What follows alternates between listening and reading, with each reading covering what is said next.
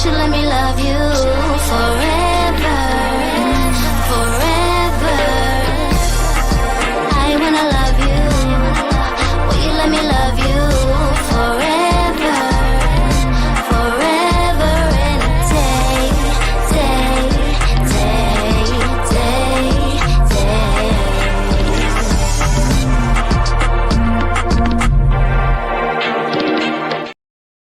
You. Yes, original theme song back in full.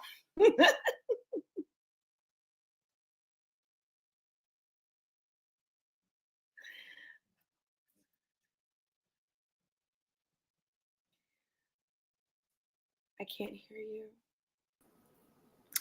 Oh, I'm frozen. There we go. There we go. There you There we are. go. Maybe Yes. I shouldn't move. We're back. I can hear you now. Hey, Michelle. Hey, Deborah.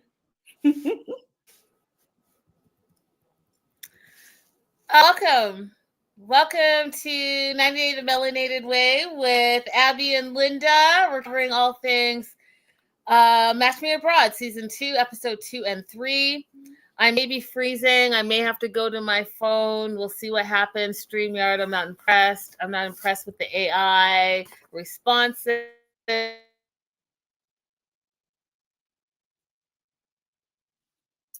Yeah, so Michelle, we have been having some StreamYard issues. We are thinking about trying another platform, but we are going to be talking about Match Me Abroad. So we're catching up a little bit. We're going to be doing episode 2 and 3. Yeah, StreamYard's using AI to give Linda answers about the problems that she's been having, so she's not very happy about it.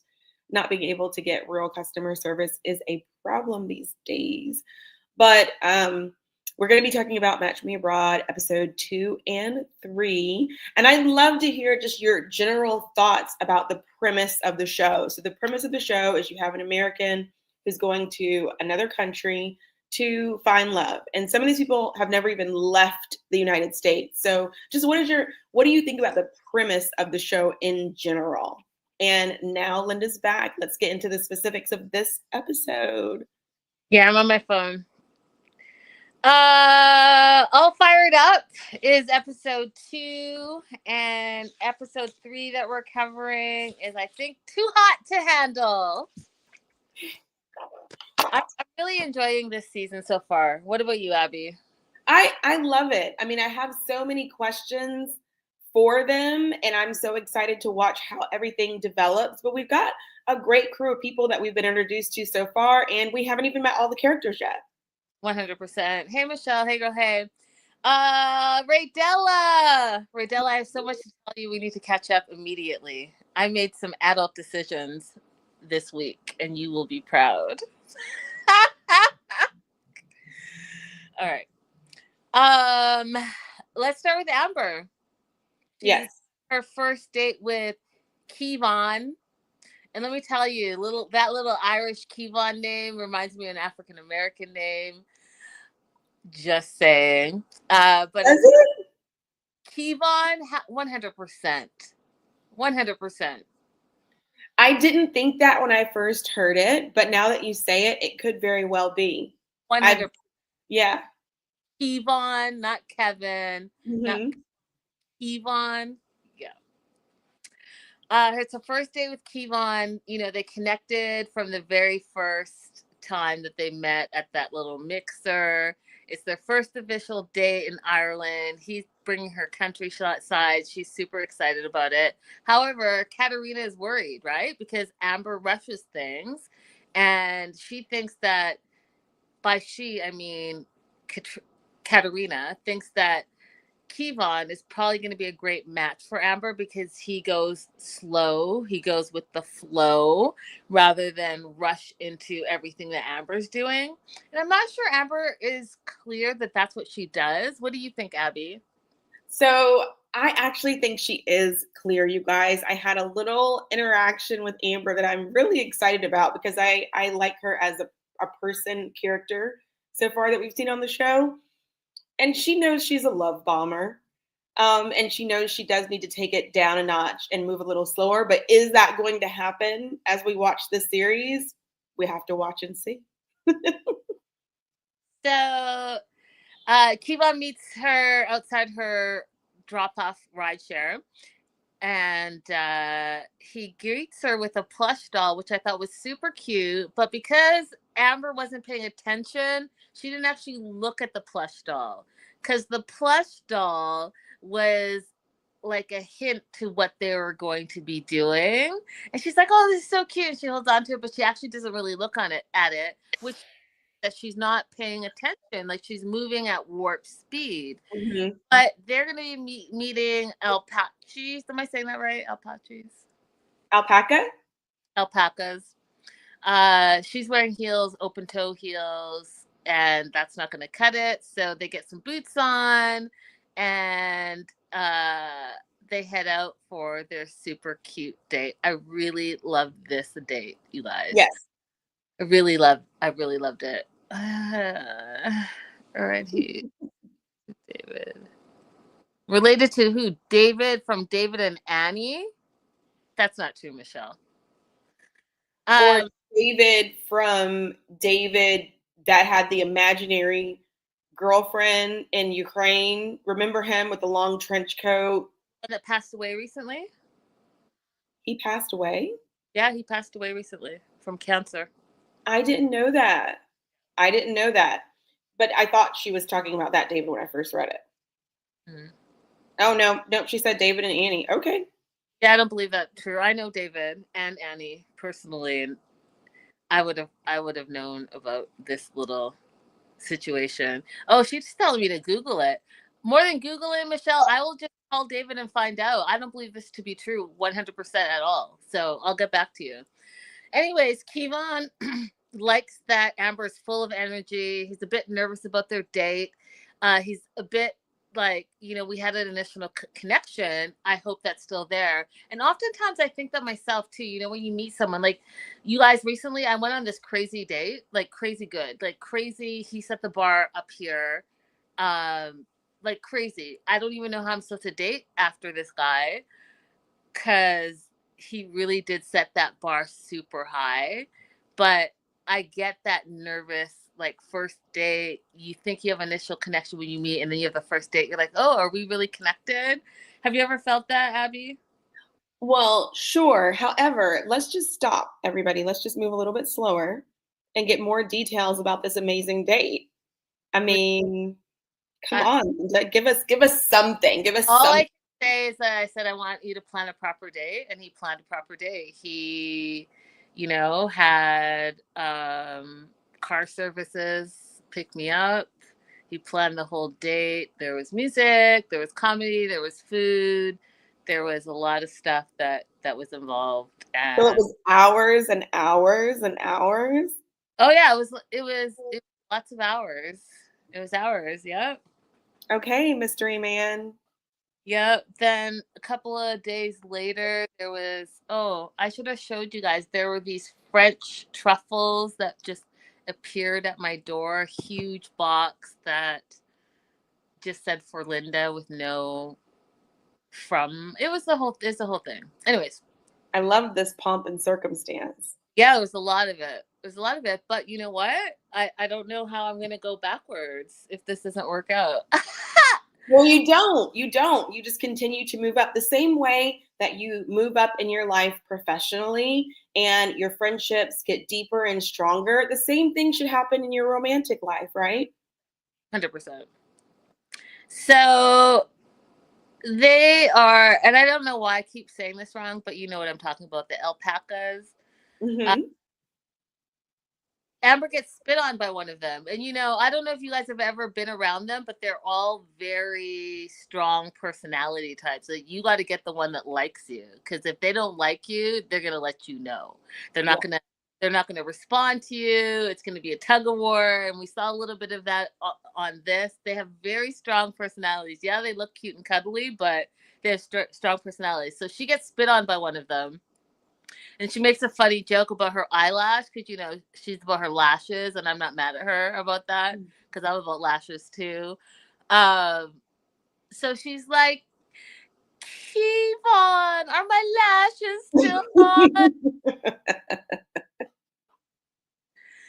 And she's always also worried that she's too boisterous for Kevon.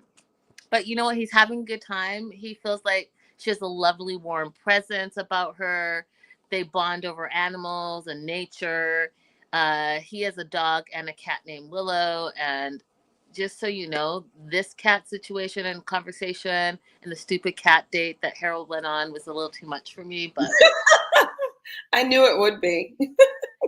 Amber apparently had a cat named Henry that died. And, rest in peace, Henry. We are not laughing at your dead cat, Amber. We're laughing because she has a weird thing against cats.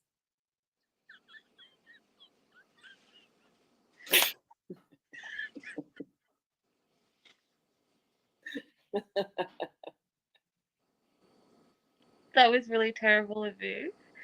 Okay. Then they're drinking champagne, having a lovely time. Who names their cat Henry? Like, I mean, come on. You guys Cats have regular names. My cat was named Bingo. I mean, Bingo, I get. Bingo is a dumb name for a stupid cat. Like Henry? I mean, stop it. They're drinking champagne and just like talking, kind of talking about their whole date. She finds out that Kevon lives at home with his parents. And that's who's going to be watching his fur babies while he's on these dates. And she's kind of not happy that he lives at home with his parents and thinks that he might be a mama's boy.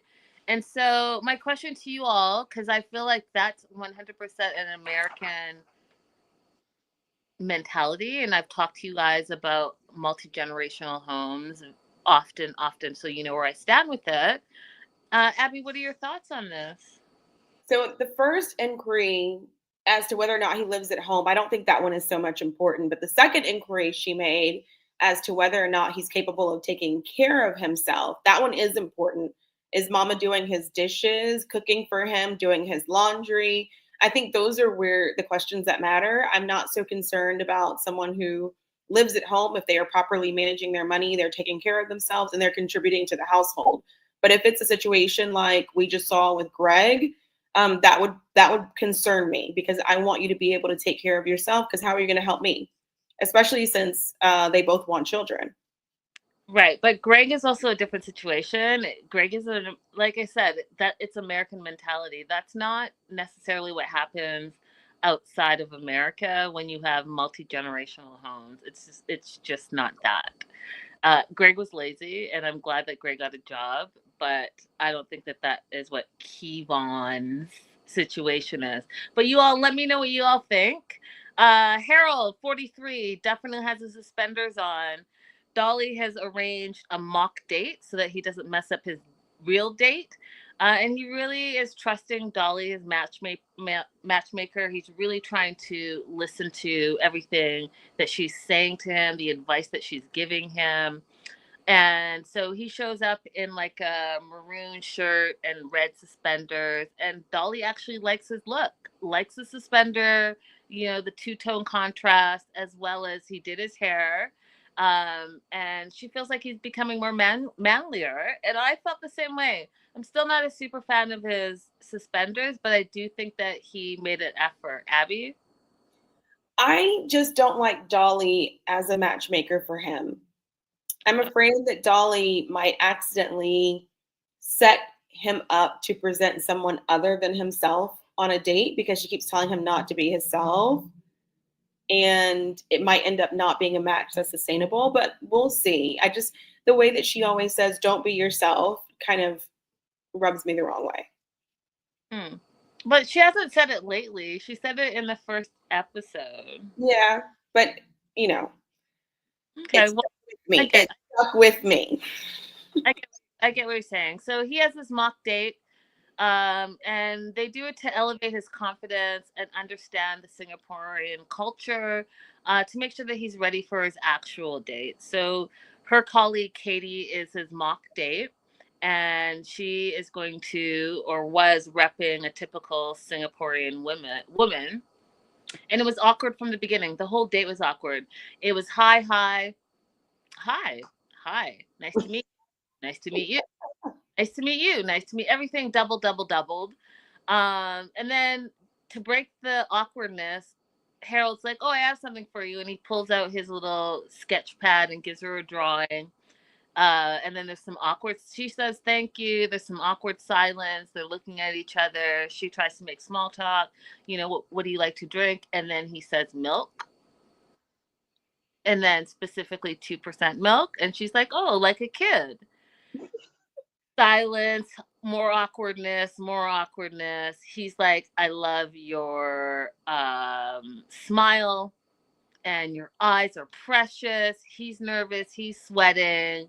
He's trying, but you can also see that he doesn't know what to do. And she's not making it easier for him. And so then he's like, you know, what do you like to do for fun? And she's like, you know, I like Pilates and rock climbing and being outdoors. And he's like, oh, yeah, I like collecting stones and flint. Oh, Harold. Harold. Well, I like the fact that she was hanging back and letting him have a view of what it would be for him to lead the date, which I guess is what she's saying they want more so in that culture. But it's just not going well. It's not going well. It was hard. And I think that he needs to be coached a little bit more about taking the lead and small talk, because he's definitely not good at it. And Right. the thing I love about Harold is he's going to be honest. Like, he likes to collect rocks. He likes to draw. He likes to collect flint. He likes to try to, like, make a connection, but he doesn't know how to make that connection. He doesn't know what are the steps to make a connection, and he definitely doesn't know how to small talk. So she says that she likes fishing, and he's like, well, you know, what do you like about fishing? It gets awkward. There's no real response. And he's like, oh, I got lost in your eyes. Okay, Harold, I get that you probably read a book or 2 or 3 or 4 about nice little niceties to say to women, but it's starting to get a little cringe, you know? Like, Right. It's not flirt behavior. It's more like you memorized some Right. cute to say, and I understand it. I just feel like to have a dating coach, the dating coach should see where your limitations are. And this was a great first step with the mock date, but I also now think that she needs to step in and teach him about small talk and how to connect with people so that he is set up for success. Right. Because he's feeling embarrassed and awkward, and it's just awkward. And so Dolly does interrupt so that she can give some feedback. And her first feedback is, you know, Singapore women like men to take the lead. And then she did a list of what do you think the positives and negatives were. Positive was the drawing, giving the drawing. Katie really liked that. But then that was the only thing I had on the positive list. Negative was he gave the drawing too soon. Small talk was not easy. Conversation needs to be improved on. He needs to take the lead. He needs to delve into more topics rather than like jump from topic to topic to topic. He needs to relax. He's too stiff. His posture is too stiff. His body language is saying a lot about who he is. And the whole situation was just really stressful for him. And yes, those were all the negatives, but I will say this. He was trying to the best of his ability. Yeah, I think he was too. And if he doesn't have the tools to take it to the next step, then that's why you're there. That's dating coach to teach him the ropes. And maybe he's not ready for a first date, although we do see in the next episode that he goes on a date that, in my opinion, was just a total bomb. But not because of him, because of those stupid cats. But, you know, whatever. Yeah, so I agree with you. I think that's what it's been a time for Dolly to say. When she said she liked rock climbing, then you could have asked, like, give him some specific questions, examples of what he could say to go more into that instead of just relating to him. This is not just a Harold problem or an autistic issue. This is actually a man problem. Men just sometimes have difficulty with getting to know women. They hear something and immediately try to relate it to them. Oh, you like rock climbing? I collect rocks. No, find out more about, do I rock climb indoors, outdoors, free climb? Like, find out more about me. 100%.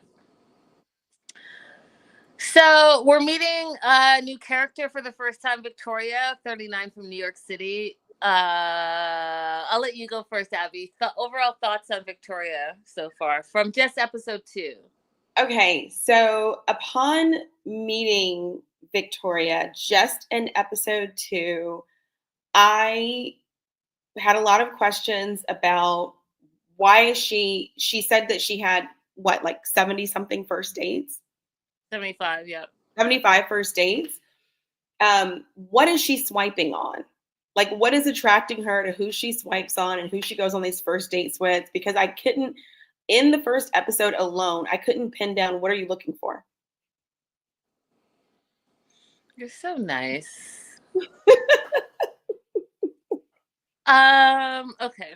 So I'm like, Victoria, you're 39. You've been in New York for 3 years. You're definitely not giving me New York City vibes at all. When I realized that you're originally from Texas, I was like, okay, that makes sense. But you're not even giving me Texas vibes, because Texas has it's huge. Like it's huge. There are a ton of people in Texas. I can't wrap my mind around what her personality is. She's and yes, she's a people pleaser. She's eclectic. She's eccentric. All of those things, but like, who are you? I don't get a sense of who she is at all. But apparently, she's in marketing.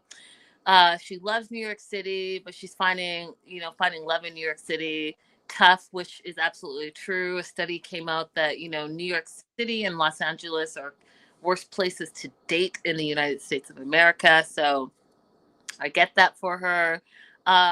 She's a dog mom. She feels like she's the professional first dater. She went on 75 first dates. She feels like she needs something new. Her friend comes. What was interesting to me is they don't introduce who the friend is. This some random girl comes over. We don't get a name or anything. She's going to Ireland like Amber.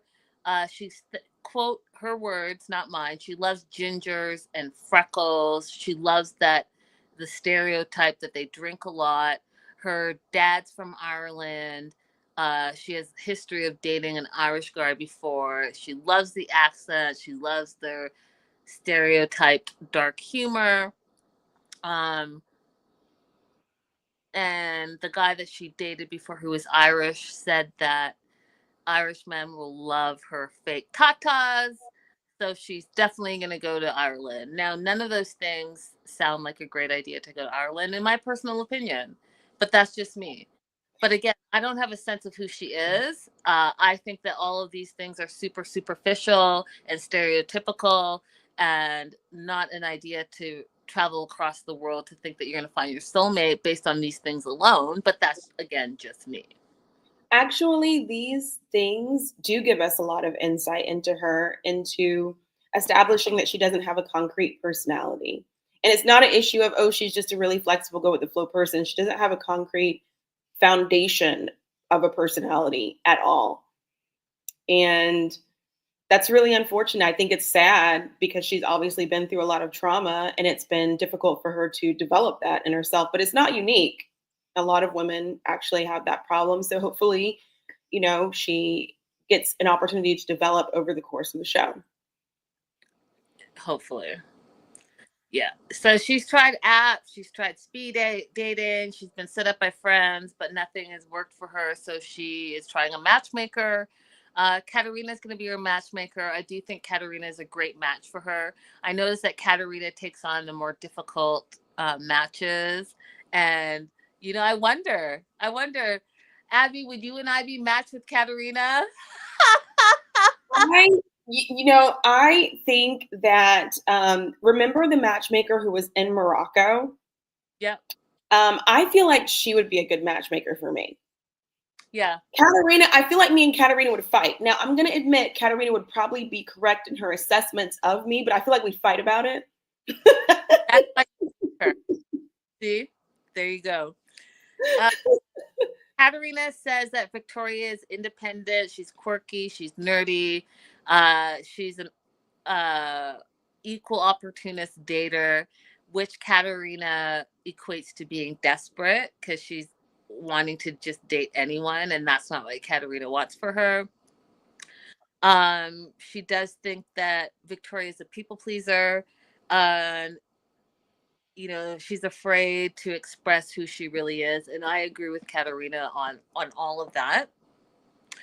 Unfortunately, we do find out that Victoria didn't have a stable childhood. Her dad was a druggie, was in prison most of his life. So she grew up with her grandma. Her mom had already passed away. So her grandma raised her, and then her dad died in prison when she was 19.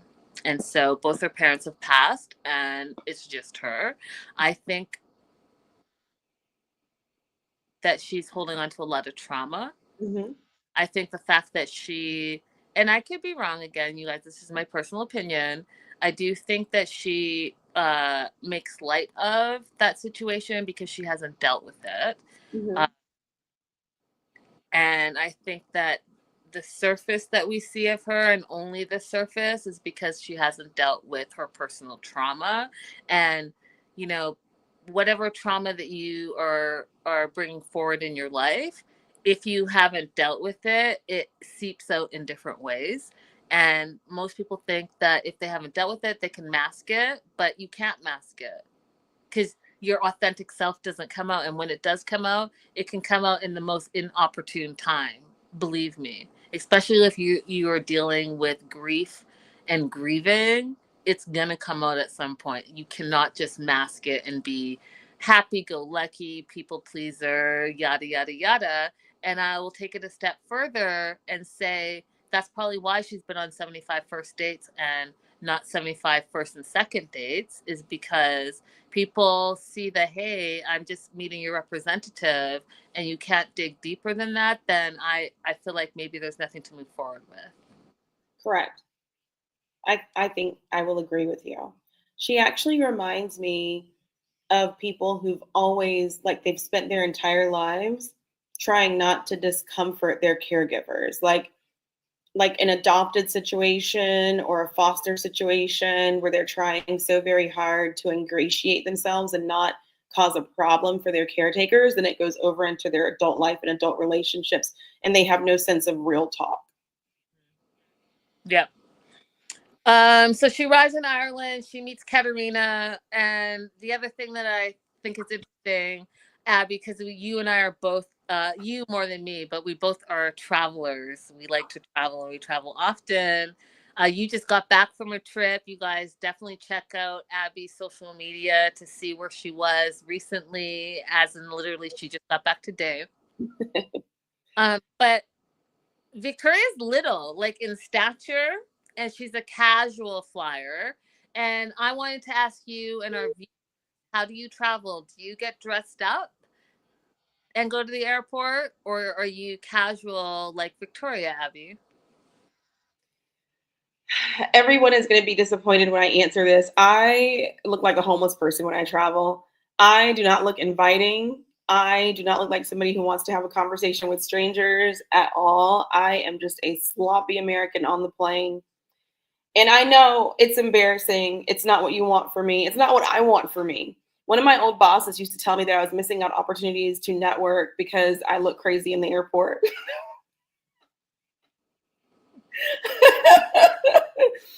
I want more for me. I do. Maybe one day. I'm a casual but upscale casual flyer. I like to be comfortable, but I also like to be cute. And I will tell you guys a little fun fact. I literally meet someone every time I travel at the airport. Now, whether it goes beyond the airport or not, doesn't matter. I always meet someone. I have a older gentleman from Nova Scotia, and everyone thought he was my husband. So our long, and we still chit chat, and our long standing joke is airport hubby, airport wifey, and we joke to this day about that. But yeah, I tend to meet some people in the airport. I think it's fun, but I also go early because I like to go to the bookstore and get an actual proper book. I like to sit at the bar and read, and the whole like I have a whole situation that I do.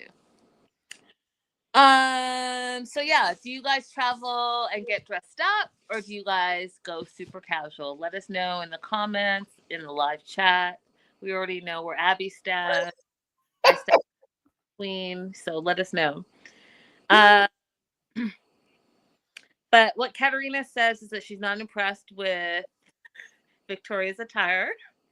She says Euro is dressed to travel. And, you know, do you want to be seen, Abby? Do you want to be noticed, Abby? Or do you not want? Do you want to be approachable, Abby? Do you want to be open to love, Abby? Because, you know, Euros would like to see a little something, something when they're traveling, Abby. Yeah, I know. I know it would be like really good for business. And when I was actively like trying to date, it would make sense. But it's just not something that I put energy into. But you know what? I want to do that. I want to. I want to be a person who has airport outfits. I have recently started watching Jackie Amosua on Instagram, and she has the most luxurious flight outfits I have ever seen. I will never be like that. I won't be that fly, but maybe I could get like, 15% of that one day. All right, then. Katerina asks Victoria, you know, again, what are you looking for in a companion, a partner? And she says she's looking for someone who's compassionate, caring, good, has good hair, is 6 foot or above, and recycles. And Katerina's like, well, you sound like you're looking for someone to change a light bulb for you. I don't understand the recycled thing. Does that mean something else that I don't know about? Yeah, I don't know. I thought it was I thought it was just a random thing that she threw in there because she couldn't think of anything else. I don't know. But you guys, if it means something that Abby and I don't know about, let us know. Katerina thinks that Victoria is going to be a difficult case, and I said LOL because just like Harold, Katerina, you take on the difficult cases. But the other thing is she nails them, right? Like she tells them as it is, and sometimes it's hard to see yourself and to accept some of your, you know, flaws or your idiosyncrasies or whatever the case may be. It's hard, you guys. It is. It's hard. Like, I'll tell you something. I learned on this amazing date that I told you guys at the top of the show.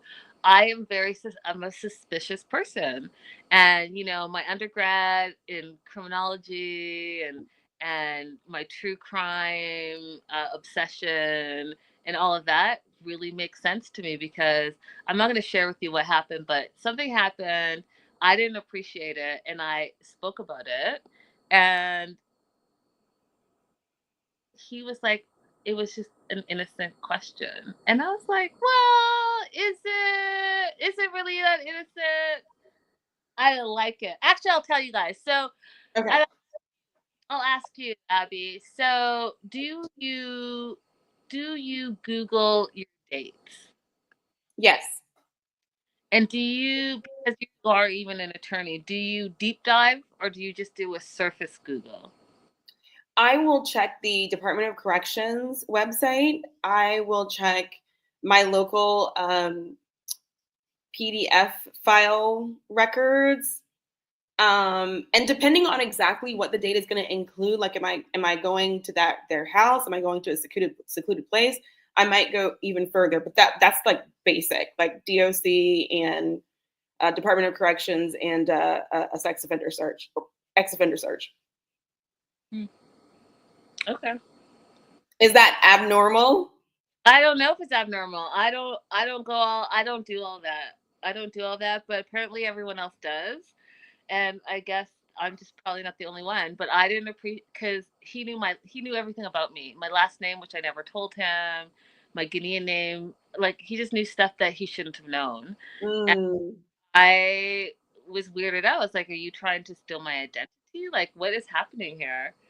And I just thought it was weird. And so I guess I am a little Well, how did it come up? Did it not like go with the conversation that you were having? Is the way that it came out weird? Because the thing is, like, I I do these things, but I don't bring it up. I'm not sitting at dinner like, by the way, I also, you know what I mean? Like, I don't bring it up. It's just if I see something that gives me pause, then they just won't happen. No, it came up as a surprise. It came up in a text where he said something, and I was like, how do you know that? Are you Googling me? Like, that's just weird. Anyways, uh I just I just don't do that. I think that people should I think that yes, you should be safe, and whatever makes you feel comfortable that you feel like you need to look into, then do that. But I think that you should give people the opportunity to get to know you.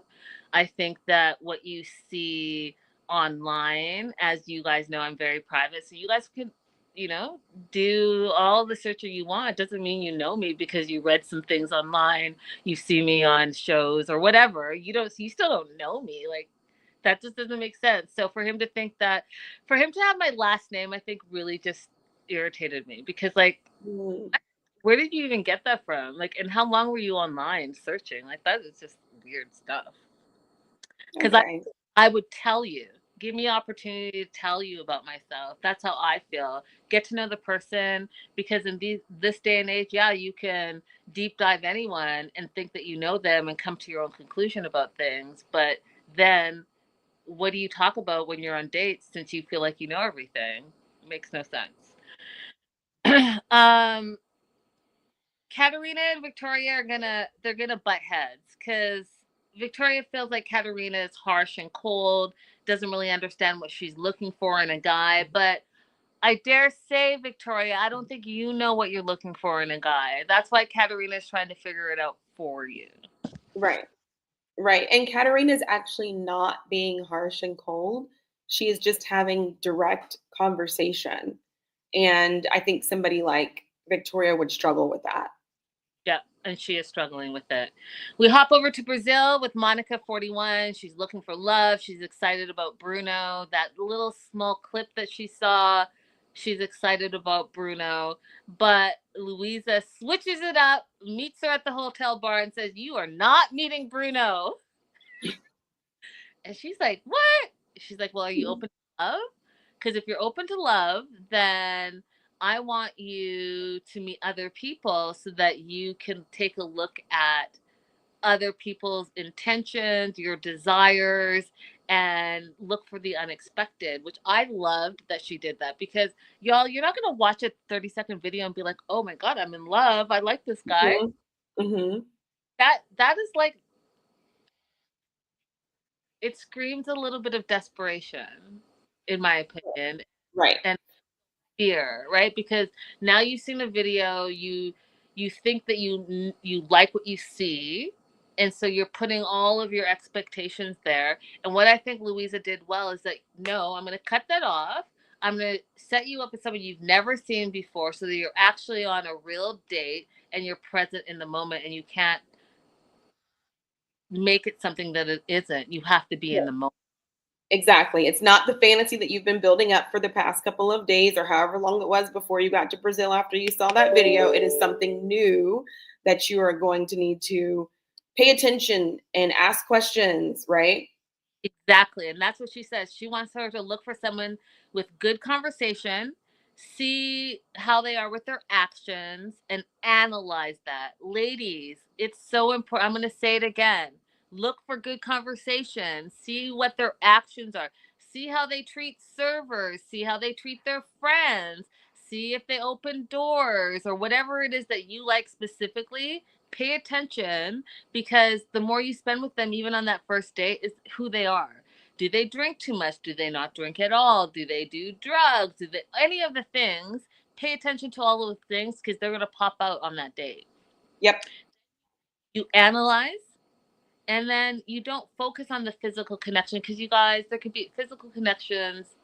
You're a woman, you can connect with really anyone, right? And especially if they're love bombing you, if they're telling you all the things that you like to hear, which is easy to do on a first date, flatter, flatter, flatter, flatter, flatter, then that physical connection, especially if they meet your height requirement or smile requirement, or they have a job or whatever it is that turns you on, then you're physically connected to them. That's easy.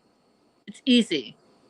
Take a step back and think about the conversation and the longevity of it all. And that's what's going to be important. So her first date's not going to be with Bruno. It's going to be with Granardo, who's 39. She wants her to have fun and ask lots of questions. What are your thoughts on that? I love this entire setup. I do have a question for you a little bit later about the date itself, but I love the setup. And we're moving on to episode 3, Too Hot to Handle. We start the episode with Victoria. What I wrote down is definitely Mean Girl vibes, so I probably won't say it, but like I'm gonna have an issue with Victoria. I already know, you guys. Sorry, not sorry. She meets with Katerina and says to Katerina that it's hard to express what she's looking for. How do you go to a matchmaker and say it's hard to express what you're looking for, and then expect the matchmaker to be good at her job and match you with someone that should be with you? That's irritating to me. And so Katerina's like, let me see what's on your wish list. Let me get to know you. Tell me about your wish list. And she says, full hair, full head of hair, tall, casual, sense of style. And Katerina says those are all superficial things. And I agree with Katerina 100%. 100%. What are you looking for? Abby and I have talked about this plenty of times, right? We both had our separate lists. We talked about it. We shared about it with you. Yes, some of the superficial stuff was there, but it wasn't a deal breaker for us, right? I need someone who wants family. I need someone who is faith-based. I need someone who is a provider. I need someone who is spiritual. Like, there are things in the list that go on beyond, oh, he's got to be casual in the sense of style. When you're 80, you're not going to care if he has a sense of style. You're going to care if he communicates with you still. You're going to care if he holds your hand still. You're going to care if he can care for you while y'all are up in wherever you are on your rocking chairs. So Right.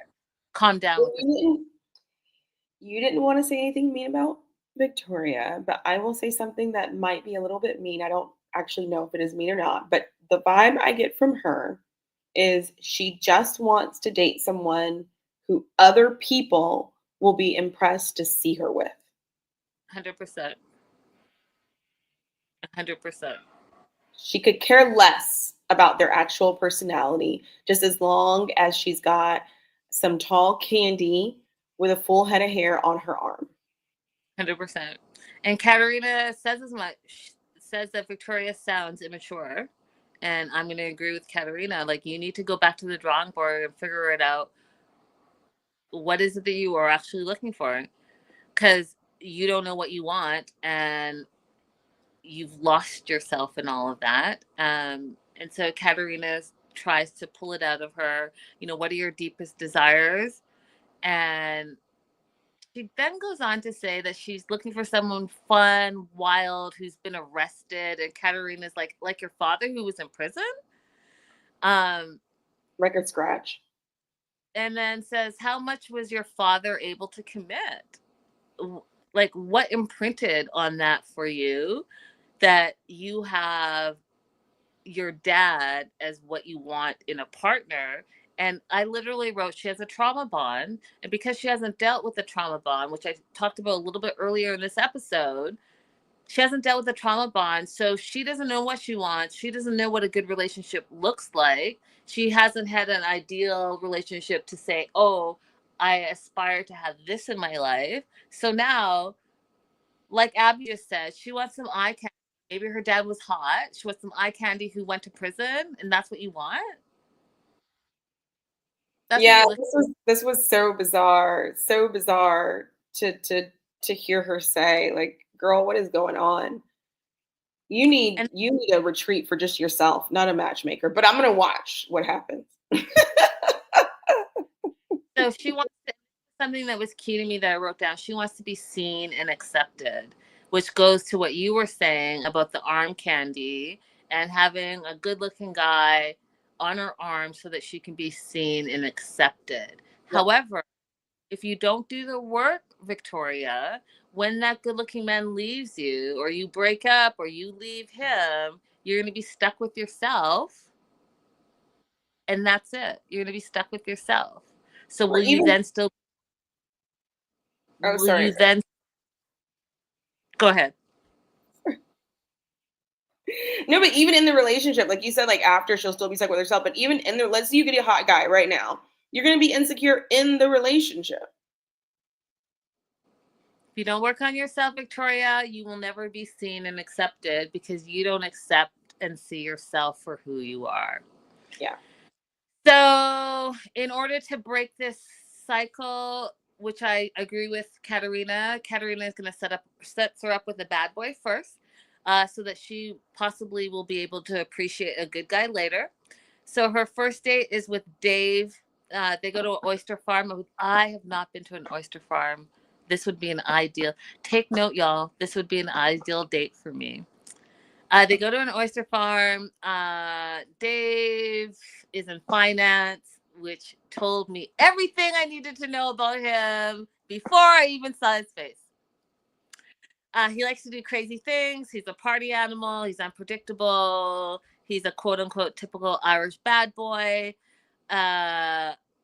He pulls up in this car. There's some horn situation. He drops how much money he spent to change up his horn. I cringe. I hate everything about it. Victoria actually hated everything about that as well.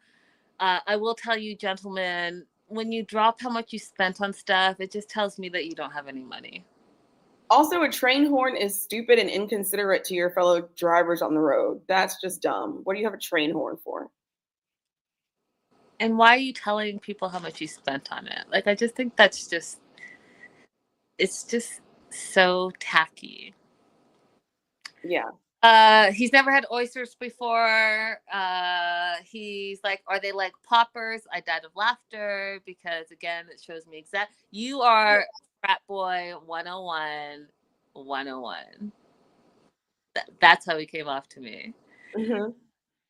Goes on to say that he's never dated an American, but he's hooked up with an American. Again, shows me who you are. They go on this oyster farm. They're in the back of the truck. They get their oysters. They're going to clean out the oysters with the water blaster. He decides it's a good idea to blast himself in the face. Frat boy behavior. He thinks Victoria is cool and sexy and, quote, would like to sleep with her. Again, frat boy behavior. They're having oysters. He thinks it's yummy for the first time, but then decides that it would be a good idea to put Tabasco in his eyes. And I say, but why?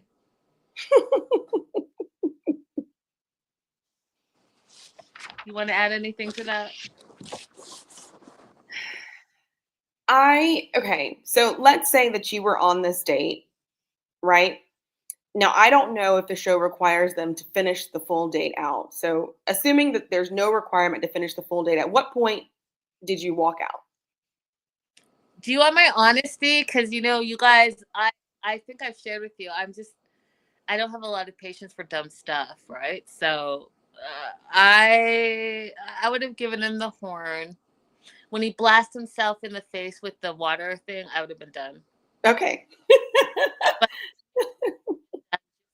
I spent 400 quid on my horn. I might have been, this is not going to work. And the train horn would have made me mad, but I don't think that I would have left at that point. I probably would have been like, okay, well, I want to be at the oyster farm, so I'm going to stay. I'm not staying for him at this point. It's because I want to be at the oyster farm. But I think I agree with you. At the point that he starts with the high-powered hose to his face, okay, you're dangerous. And I'm going to go ahead and excuse myself and come back to the oyster farm another day. By the way, I'm actually planning an oyster farm trip for my friends in Maryland. I will let you know the details in case you decide to pop across the country to come. I love it. Love it. All right, Harold. He's gonna have his first date with Azut Hoy. They call her Cheesy. He has no suspenders. Bravo. Bravo, Harold. Bravo. They meet, they shake hands. They both like to draw and they both like cats. They're at an art cafe with cats. They think it's quirky and cute. He likes her smile. I'm really trying hard not to talk crazy, y'all. He loves her smile, loves the hearts on her dress. And he's really just trying to keep the conversation flowing. First of all, you guys, I would never ever go to a cat cafe. Like, just cats all over the place. And then explain to me how that works. So, like, they just are all over the place. The drinks and the paintings, everything is just all mixed together. And the cats just roam and touch everything, and you touch them and touch all the things. Like, explain how that works to me. I don't know. But I have no idea how it works, like on purpose, but when I went to Morocco and Turkey, the cats were very much like that. The cats are in the restaurants, in the cafes, and I was the only person who seemed to have a problem with it. Okay, well, no Morocco for me. He's afraid to feed cats, and he gives a story how his friend was bit by a cat and had nerve damage, so he's not for it. He'd rather feed some ducks. I'm not mad at you about that, Harold, at all, because cats are ferocious and vicious. I sent Olivia this video that I saw on Instagram. This lady was a lady, I don't know, it was some person, and the cat was here. The person was minding their own business. All of a sudden, the cat attacked the person's face, gouged the face, just... Oh, that's horrible. The worst thing my cat ever did to me was I had on a pair of shorts and he tried to climb up my leg like I had on a pair of pants. So I just had like cat piercings all the way up the back of my leg. Yeah, that sounds lovely. Lovely. That's lovely. His date, Cheesy, wants to form a family, but thinks that just by first looks that Harold's not her type, because he doesn't like cats. And so my question to you, Abby, is it a deal breaker? Are animals so important to you when you date that if the person loves or hates cats, dogs, or the other, that would be a deal breaker for you? First of all, I think Cheesy was just being nice because she said by first look. That means look, not knowing anything about the person. By first look, she didn't think that it was going to be a match. And I think that she just wanted to be nice and not say anything about his appearance by saying, oh, he doesn't like cats. No, for me, that's not a deal breaker. And I really don't even think that's what Cheesy really meant when she said she didn't think it was a match at first look. By the way, hey, Becca. Hey, Dr. Megan. I mean, do you all need me to answer this question, or do you already know? Go for it. Take it away. Okay. Don't have a cat. Don't have a cat, and just don't have a cat. You can have any other animal, a snake, a pet, a duck, a rabbit, a mouse. Just don't have a cat. Don't have a cat. It won't work out for us. Period. The end. Okay? You might think it's irrational, but that's just how it is for me. Sorry, definitely not sorry. All right. Hey, Dr. Megan. Hey, Becca. So yeah, it's a deal breaker. Deal breaker. No cats. And I'll just say, like, it's the cat dander. I'll go with that, even though you guys know that that's not true.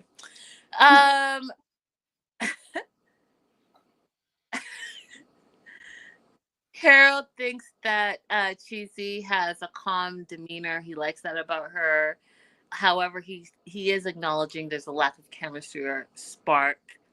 And I appreciate the fact that he knows that, because he thinks about the last time he was on a date and their chemistry and how they were able to communicate. So I do feel like he's learned a lot from there.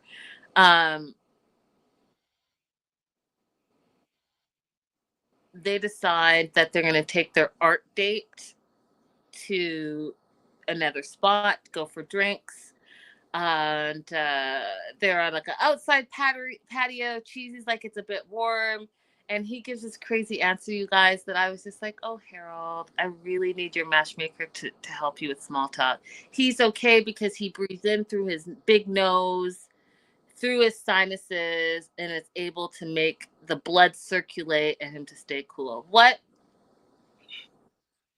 I mean, that would be a good answer for somebody who was into those kinds of facts. But Cheesy has not shown herself to be someone who's into that kind of thing, right? Um, so yeah, it didn't go over well. Yeah, Also, earlier I wanted to mention and I forgot. Cheesy asked him, "Do you like to draw or do you like art?" However she phrased the question, his response was, "I have a degree in fine arts." That's not the answer to the question, Harold. The answer to the question is yes or no. yeah, that's why I said his matchmaker needs to help him with the small talk because he just does. He's not there. He doesn't have it. The server comes and he's like, "Do you have mocktails?" And that was a whole thing. You cannot be a drinker. I don't know. I don't know, Harold. This is not looking good for you. It's not looking good for you. He doesn't like to drink. He drinks maybe once a year, half a cup at New Year's. And goes on to say that he's never had a girlfriend at New Year's to celebrate New Year's with. And I just thought that was too much information. What were your thoughts, Abby? It was too much information because she was asking, and my understanding of her question was, what is a traditional New Year's celebration for you? It wasn't a give me your woe is me, what you want to happen. It was, what is traditional in your community? Is there an apple that drops? Is there a peach that drops? Does your family get together? Are there certain foods that you eat? My understanding of her question was about tradition. Yeah, 100%. There's no connection with these two. He knows it, she knows it, but he then tries to have a last ditch effort and says that soulmates are grown, not found. I don't agree with that. I do think that you get a deeper connection as you get to know someone. But you can connect with someone immediately and then you see where that goes. We find out that she hasn't been in a serious relationship ever before, which, like Harold, they have that, in common. So she says, she likes someone to take the lead, someone that's direct, and then he takes that as a cue to be direct and take the lead. So he's like, well, I'd like to hold your hand. And she looks at him for a moment and agrees to it. But unfortunately, he had the sweaty palms. And so she didn't appreciate it and didn't like it and ended the date immediately. Said she had a long day ahead of her and she was ready to go. He realizes there's no spark or passion between them and bids her adieu. Do you have anything else to add to that? No, that's that. Some you win some, you lose some. That was just not a match, and that's okay.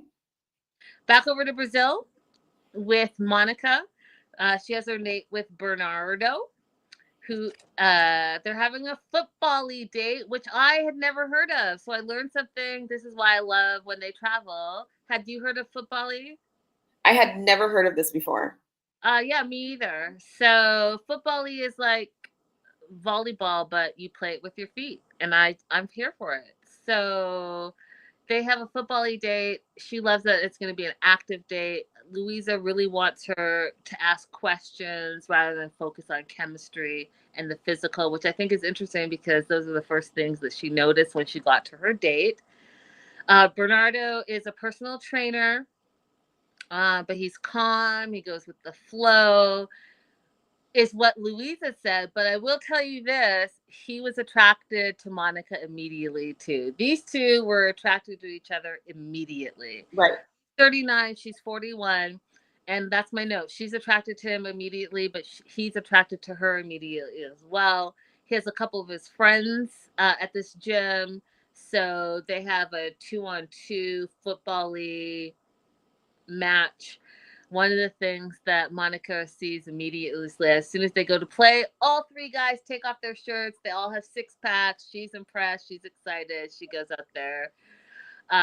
You serve in football like soccer, but with a volleyball net, and you have to get the ball over the net. And it's almost the same rules. If it hits the ground, then you score a point, etc., etc. We find out he's never dated an American before. He's been single for 2 years. And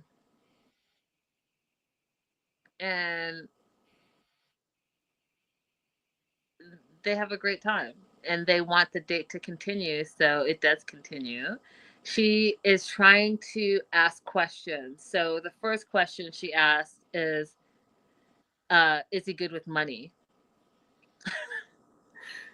Okay. Like, do you pay your bills? I was like, is that the first question? Should that be the first question? Listen, I understand the concern, Monica, and I appreciate that you wanted to go ahead and get that out of the way, but it was a little soon. I like you. I like where you were thinking, where you're coming from. Me and Linda both think it's important to be connected on finances, but it was just a little too soon. Yeah, Monica, and it didn't come out smooth at all. Like, do you pay your bills? Okay. But, she's good with money. That's something that she's into and works in the field that she's in. So I understand that was the top of her mind. Like, she doesn't want to have to train or take care of anyone. I get that. Mm-hmm. He has no kids, but he would like to have some. He's 39, so he's thinking about that. He used to be a teacher, but now he's a trainer because as a teacher in Brazil, he wasn't making enough money. And so they go to continue their date, and they continue their date at her hotel bar. She does a quick costume change, and then they meet at the bar at the hotel. What I did love about this date is that she asked him to speak some Portuguese to her, and she was able to translate it. Mm-hmm. So That's obviously she put some effort in. Yeah. That's making effort. Anyone who's Mm-hmm. on a date, we love effort. That was Yep. that. I was like, okay, Monica, I see you. Yeah, I like that too. Pardon? I liked that too. I have a question for you before we finish their hotel bar date. How do you feel when you're if you find yourself on a date with someone and it just ended up being one of their errands? So, for example, he was playing foot volley with his friends and this opportunity for a date comes up and he just says, "Oh, just come play foot volley with me and my friends." Do you mind that being the date, or do you feel like, "Oh, he just asked me to join him on one of his daily activities"? I don't think that's what that was. I think they needed 4 people. That's why he had 2 friends there to play this football league. Okay. But for your question, no, you have to plan a proper date. I'm not jumping in unless we've been dating for a few months. I'll jump in on something you've already planned if you ask me. But if this is something to get to know me and we're just on a first, second date, third date, fourth date, fifth date, no. You're planning a proper date and it's just me and you, period. Full Okay. stop. All right. Let's continue with the hotel bar. This was a good date for us to watch. Yes. So a little bit of Portuguese is spoken. She asked him, where do you like to travel? Which is a great question. I thought Rome is where he loves, and part of it's because it's Catholic. His faith is important to him. He believes in God, same as her. She's Catholic as well. Her faith is important to her. She almost starts crying, talking about her faith and being a single mom. I thought that was a great moment for both of them to share. And I always tell you guys, talk about your faith. Y'all need to talk about your faith when you're trying to get an exclusive relationship so you both know where you stand. He likes her. He feels like she's the person he's been looking for, which was a huge thing to say for a man. I was a little taken aback. Because women, I don't know about you all, but when you're saying too much too soon, it's a bit overwhelming for me. But she likes him too. But he wants kids. And she tells him on this date, which I thought was really, I thought it was mature of her. Mm-hmm. say, hey, listen, before I waste any of your time, as a 41-year-old, I don't want any more kids. Mm-hmm. And that we don't hear his answer to that, but that's where they leave it. Right. It's good for her to know that about herself and not waffle on it. And it's good for him to have that information to be able to make a decision about. 100%. 100%, you guys be on the same page. I already told you those 5 things plus the 2 things that Abby has added. You guys need to have those conversations. Last and certainly not least, we end the episode with Amber. She meets with Katerina at Marsh's, and I have to go to Ireland. It's on my bucket list. That library does indeed look magical. You guys know how much books. They have books from the 15th century, and you could just see the old books. Like one day I'll show you. I have a book cabinet. It's just I have books everywhere. You think I'm a hoarder of books, but I love them. So I have to go. I didn't even know about it. Did you know about it, Abby? I did not know about it, but Ireland is on my list of places I would love to visit, just for the wide open spaces, but now the library too. Okay, so listen, you guys, a travel place, you know how we see a lot of the 90 Dares doing like these group travel things? A travel company reached out to me to do the same type of thing, but for the 90-day fans. And I think that would be something that you and I could totally do. Would you that would be cool. Would you guys join Abby and I for like a 90-day TLC fan tour? We meet somewhere.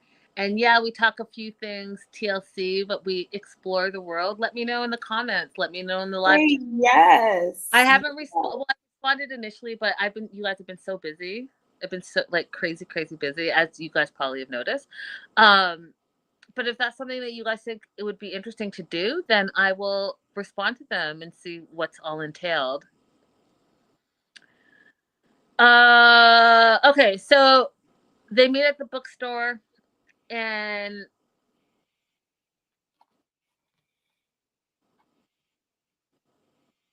Amber's really concerned that Kayvon lives at home and wonders why Katerina would match her with someone who lives at home.